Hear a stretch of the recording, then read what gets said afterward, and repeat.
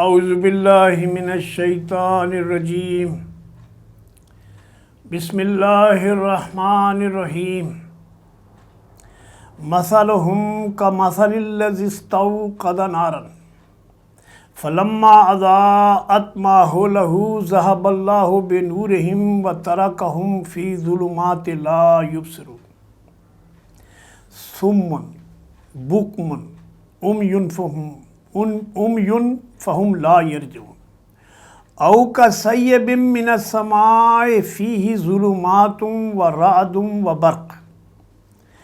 یجعلون اصابعہم فی آذانہم من الصواعق حذر الموت واللہ محیط بالکافرین یکاد البرق یخطف ابصارہم کلما اضاء لہم ماشوا فیہ وَإِذَا أَظْلَمَ عَلَيْهِمْ قَامُوا وَلَوْ شَاءَ اللَّهُ لَذَهَبَ بِسَمْعِهِمْ وَأَبْصَارِهِمْ إِنَّ اللَّهَ عَلَىٰ كُلِّ شَيْءٍ قَدِيرٌ۔ شروع اللہ کے نام سے جو بہت مہربان اور نہایت رحم والا ہے۔ ان لوگوں کی مثال ایسی ہے جیسے ایک شخص نے آگ جلائی ہو، اور جب آگ نے اس کے گرد و پیش کے ماحول کو روشن کر دیا ہو اور اللہ نے اس کی بینائی سلب کر لی ہو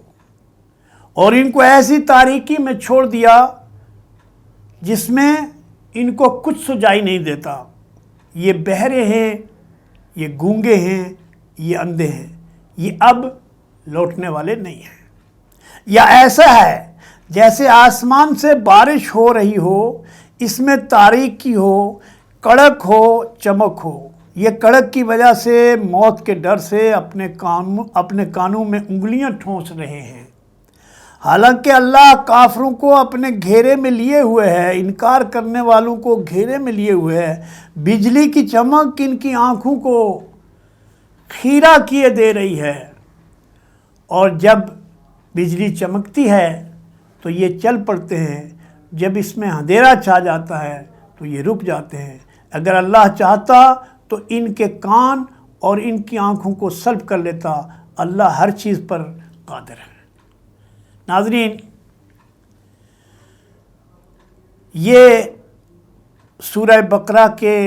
17 سے لے کے 20 تک کی آیتیں اور ان کا ترجمہ آپ کے سامنے پیش کیا گیا۔ اس میں اللہ تعالیٰ فردر ایلوبریٹ کر رہا ہے کہ وہ لوگ جو ایمان لانے والے ہیں اور وہ لوگ جو اللہ کی کتاب کا، اللہ کے رسول کا اور قیامت کا انکار کرنے والے ہیں، ان کی مثال ایسے ہے جیسے ایک شخص نے آگ جلائی ہو اور اس نے ماحول کو پوری طرح سے روشن کر دیا ہو، لیکن ان جو انکار کرنے والے ہیں ان کی مثال ایسی ہے کہ وہ ان کی آنکھوں کی بینائی اللہ نے چھین لی ہو۔ وہ دیکھتے تو ہیں لیکن اس روشنی سے فائدہ نہیں اٹھا سکتے۔ یہ جو نور اللہ نے قرآن کی صورت میں، وحی کی صورت میں، اللہ کے رسول صلی اللہ علیہ وسلم کے پیغام کی صورت میں، ان کی سیرت کی صورت میں دنیا کے سامنے پیش کیا ہے، اس سے فائدہ اٹھانے کی بجائے یہ اندھے اور بہرے بن کر رہتے ہیں، اور ان کے لیے یہ پلٹنے والے نہیں ہیں، چونکہ ان کی آنکھوں اور کانوں پر پٹی بندھی ہوئی ہے، اور یہ ہدایت کی بات سنتے ہیں، یہ اس کے اوپر ان کو دیکھتے ہیں، اور لیکن یہ اس کو گریسپ نہیں کر پاتے، یہ اس کو قبول کرنے کے لیے تیار نہیں ہیں، یہ اس سے اپنے آپ کو بیزار کرتے ہیں۔ تو ان کے لیے اللہ تعالیٰ نے ایسا کیا ہے جیسے ان کی روشنی ہی چھین لی ہو، اور اس روشنی ان کی جو بینائی ہے وہ چھین لی ہو، اور وہ اب اندھیرے میں بھٹک رہے ہیں، ادھر ٹانگ ٹوئیاں مار رہے ہیں، اور اس روشنی سے ان کو کوئی فائدہ نہیں ہو سکتا، کیونکہ ان کی آنکھوں کی بینائی نہیں ہے۔ اگر وہ بینا ہوتے، دیکھنے والے ہوتے، سمجھدار ہوتے تو اس روشنی کو قبول کرتے۔ یا پھر ان کی مثال ایسی ہے جیسے آسمان میں باد و باراں ہو اور اس میں بجلی بھی چمکتی ہے، خوب بارش بھی ہوتی ہے اور اندھیرا بھی چھاتا ہے، لیکن ان کی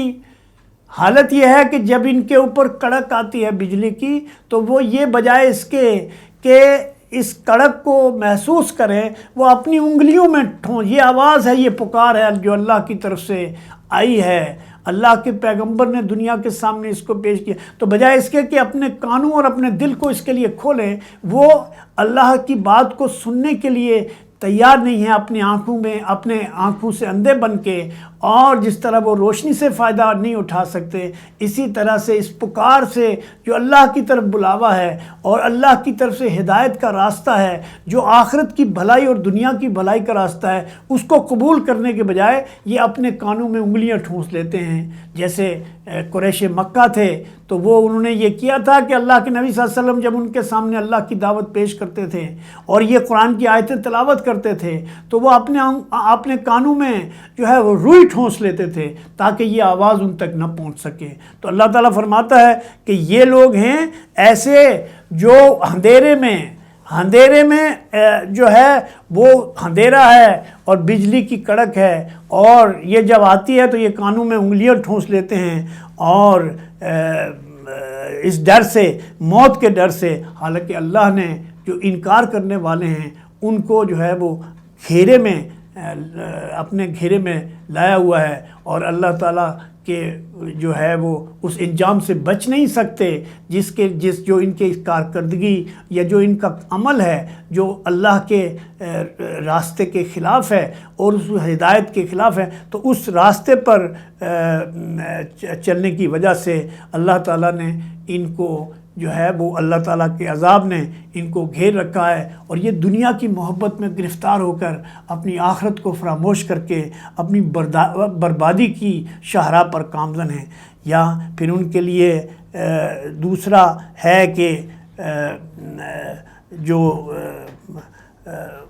یکاد البرق یخطف ابصارہم کلما اضاء ما شوفی اذا اظلموا علیہم قاموا ولو شاء اللہ لذہب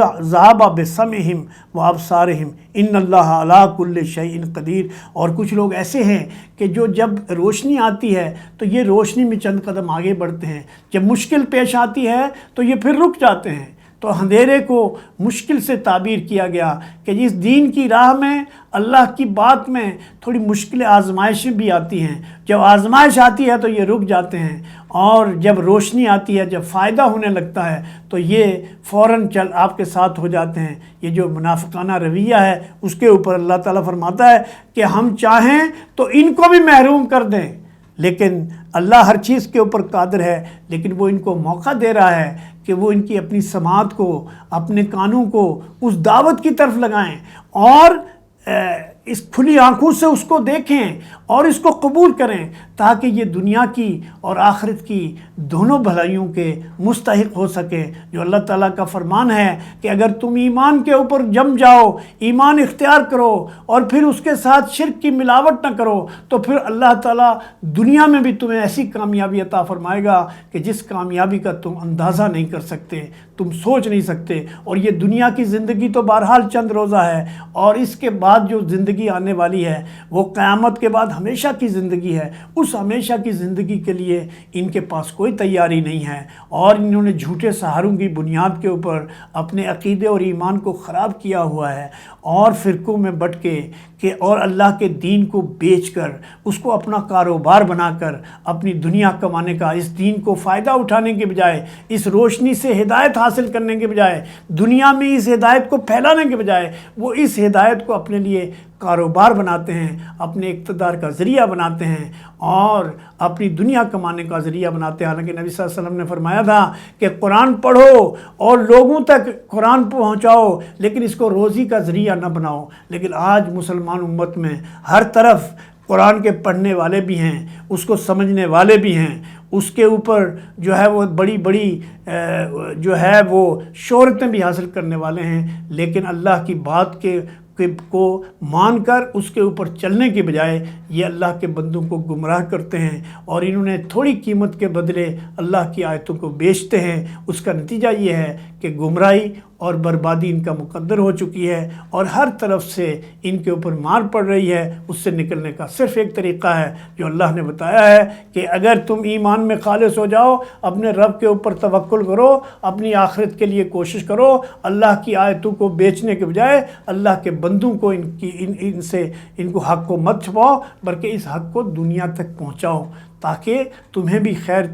خیر جو ہے۔ اور اللہ کہتا ہے کہ اس سب سے اچھا کام یہ ہے کہ ایک انسان اللہ کی کتاب کا علم حاصل کرے اور پھر وہ دوسروں تک اس کو پہنچائے، اور نبی صلی اللہ علیہ وسلم فرمایا پہنچاؤ، چاہے ایک آیت بھی ہو تم دوسروں تک پہنچاؤ۔ تو یہ روشنی ہے، اس کو پھیلانے سے پھیلے گی، اور اس کو اختیار کرنے سے اختیار ہوگی، دل بھی روشن ہوگا، آنکھیں بھی کھلیں گی، کان بھی کھلے گا۔ اس قوم کو، اس امت کے لیے یہی ایک راستہ ہے، یہی ایک فلاح ہے۔ اس کے علاوہ کوئی اور فلاح کا راستہ اگر بتاتا ہے تو وہ شیطان کا بہکاوا ہے۔ اس